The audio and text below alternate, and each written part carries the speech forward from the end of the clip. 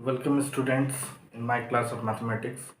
आज हम लोग मैकेनिक्स के डायनामिक्स के टेंजेंशियल एंड नॉर्मल वेलोसिटीज का डेरिवेशन करेंगे।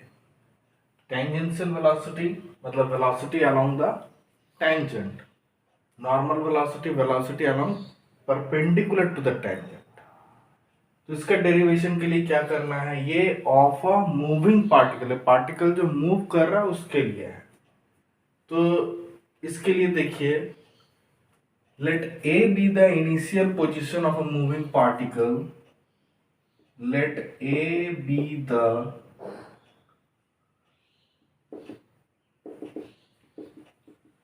initial position of a moving particle. Let P and Q be the positions of a moving particle at times. Let P and Q be the two positions of a moving particle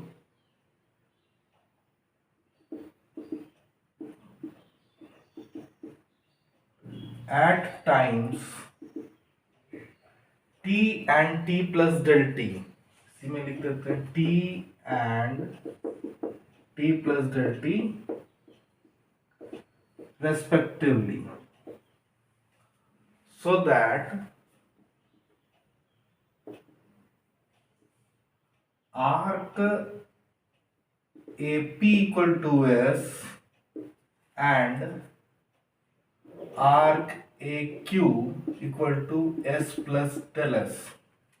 Therefore arc PQ equal to del S। ऐसा हम लोग मान लिए, इसको figure में draw कर देते हैं तो फिर ये इजीली समझ में आएगा।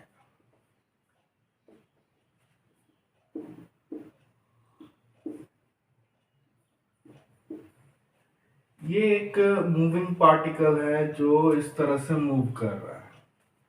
ये इनिशियल पोजीशन ए, ये पार्टिकल का पोजीशन है पी और ये पार्टिकल का पोजीशन है क्यू। इसके नेक्स्ट हम लोग लिखेंगे let the tangent at P makes an angle Sai with the x axis.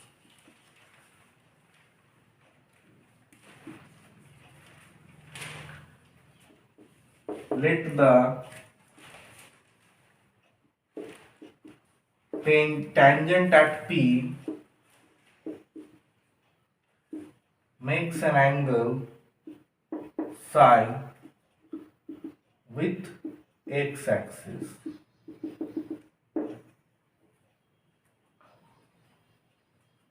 यहां से एक परपेंडिकुलर ड्रॉ करेंगे M और ये PQ को ज्वाइन करेंगे।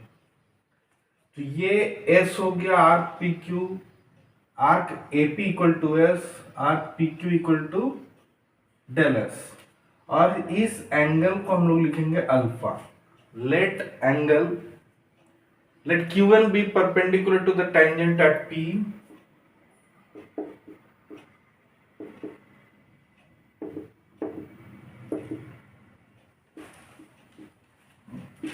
tangent at P, let angle QPN equal to alpha।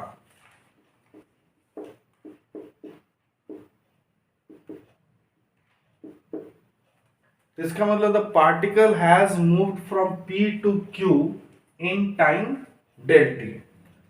The position of the moving particle at times t and t plus del t लिखे हैं। इसका मतलब the particle has moved from P to Q at time del t। Figure में और भी कुछ दर्शा दीजिए, इसको हम लोग लिखेंगे tangent at P,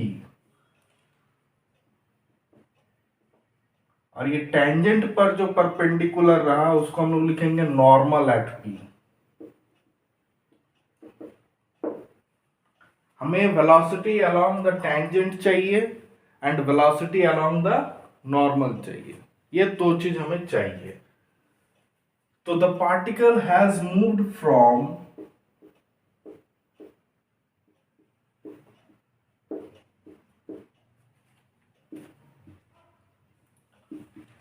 P to Q in time del t।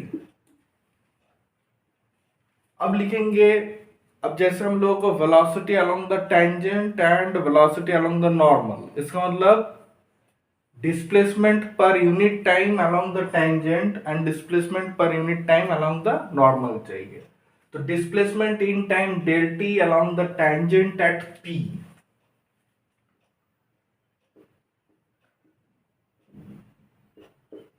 the displacement in time del t along the tangent at p is equal to क्या होगा, pn। the displacement in time del t along the tangent at p is equal to pn। यही चीज next step में in time del t along the tangent at p is equal to pn by pq into pq। pn को हम लोग pq से divide दिया और pq से मल्टीप्लाई कर दिया। इसी चीज को नेक्स्ट स्टेप में pn by pq को देखिए हम लोग क्या लिख सकते हैं, pn by pq को लिख सकते हैं cos alpha, pn by pq equal to cos alpha into pq by del s into del S. ऐसा अपना मन से हम लोग डेल एस से मल्टीप्लाई डिवाइड कर देंगे। तो displacement in unit time along the tangent at P,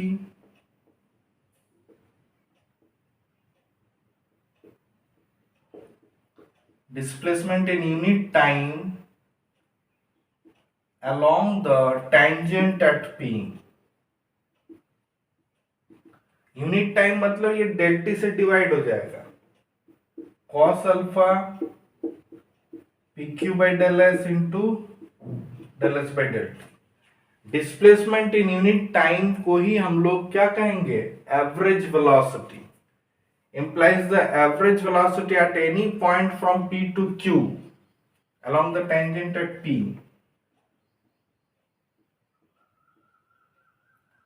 average velocity at any point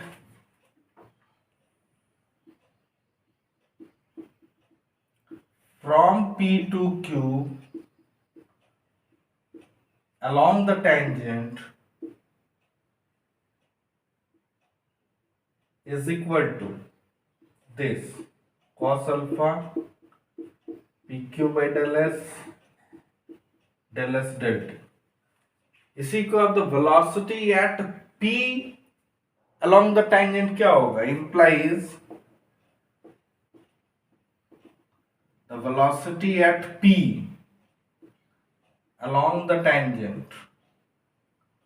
तो velocity at P अगर चाहेंगे तो क्या करना होगा, Q tends to P, limit Q tends to P is equal to limit Q tends to P cos alpha PQ by del S del t।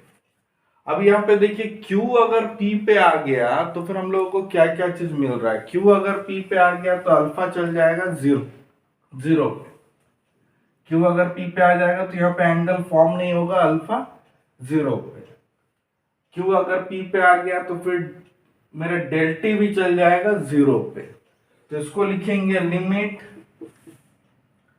Alpha tends to zero cos alpha के लिए, फिर limit Q tends to P, ये जो PQ by del S, PQ का मतलब है cord PQ और ये डेल एस का मतलब है आर्क PQ। इसको लिखिए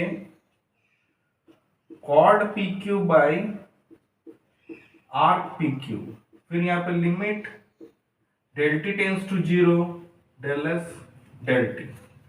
इसके नेक्स्ट देखिए हम लोग देख पाते हैं कॉस अल्फा अगर जीरो हो जाएगा तो फिर यहाँ पे आ जाएगा 1। फिर यहाँ पे देखिए chord PQ by arc PQ अगर Q टेंड्स टू P रहेगा तो फिर 1 आ जाएगा। कॉर्ड PQ और आर्क PQ लगभग बराबर हो जाएंगे तो यहाँ पे 1। फिर ये del T tends to zero del S del T को हम लोग लिखेंगे ds dt। तो फाइनली ये आ गया ds dt और इसको लिख सकते हैं s डॉट। तो ये velocity at p along the tangent, तो velocity at p along the tangent का मतलब ये हो गया द टेंजेंशियल वेलोसिटी।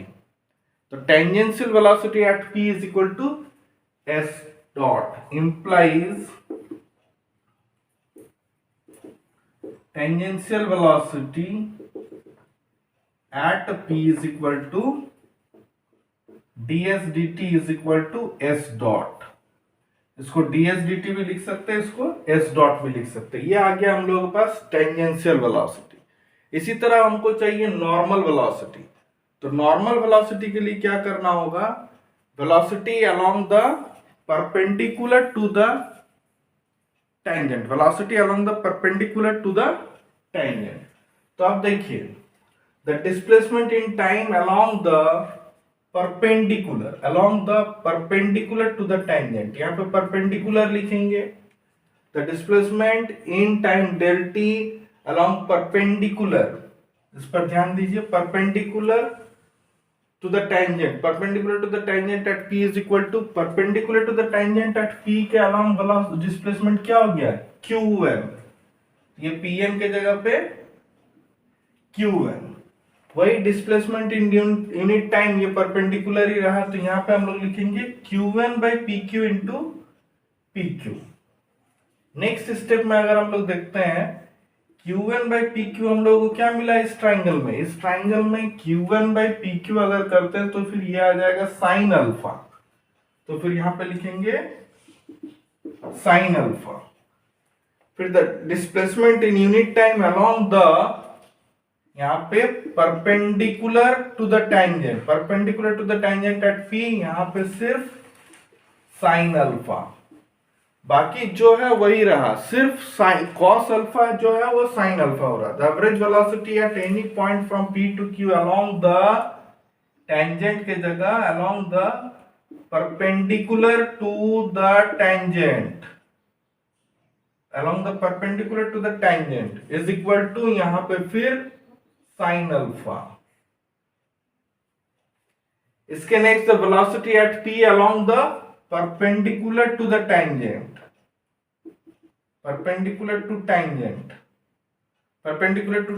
तो यहां पे फिर हमको साइन अल्फा मिलेगा, यहां पे भी साइन अल्फा। जहां पे कॉस अल्फा था वहां पे सिर्फ हम लोगों को साइन अल्फा मिला और कहीं कोई कुछ चेंज नहीं है। तो अब जैसे हम लोग लिखेंगे साइन अल्फा को, जब हम alpha tends to zero, sine alpha equal to क्या लिखेंगे, जीरो हो जाएगा। Alpha tends to zero, sine alpha equal to zero, यहां पे लिख दीजिए since sine zero equal to zero. वहां पे cos zero equal to one, जो हम लोग पीछे लिखे थे उसमें cos zero equal to one था। अब यहाँ पे देखिए जीरो से किसी के साथ भी मल्टीप्लाई करेंगे तो जीरो आ जाएगा। इसका मतलब ये जो the velocity at p along the perpendicular to the tangent का मतलब ही है नॉर्मल वेलोसिटी। इसके नेक्स्ट यहाँ पे हम लोग लिखेंगे the velocity at p along the perpendicular to the tangent at p का मतलब ही हो गया नॉर्मल वेलोसिटी। तो इसके नेक्स्ट लिखेंगे normal velocity at p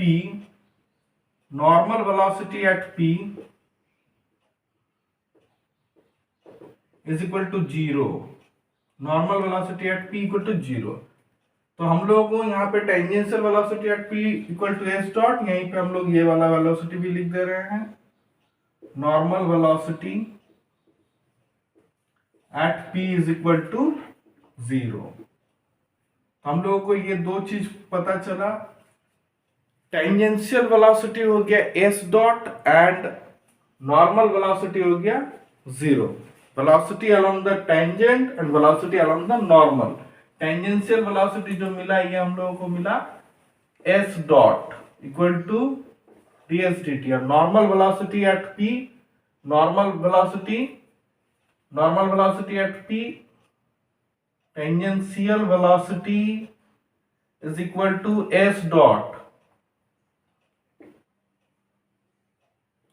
tangential velocity is equal to s dot, और नॉर्मल वेलोसिटी हमको मिला, normal velocity is equal to zero. Tangential velocity and normal velocity हम लोगों को जीरो मिला। ये दोनों का जरूरत पड़ेगा जब हम लोग टेंजेंशियल एंड नॉर्मल एक्सेलरेशंस को फाइंड करेंगे। तो नेक्स्ट क्लास हम लोग टेंजेंशियल एंड नॉर्मल एक्सेलरेशन को फाइंड करेंगे। Thank you.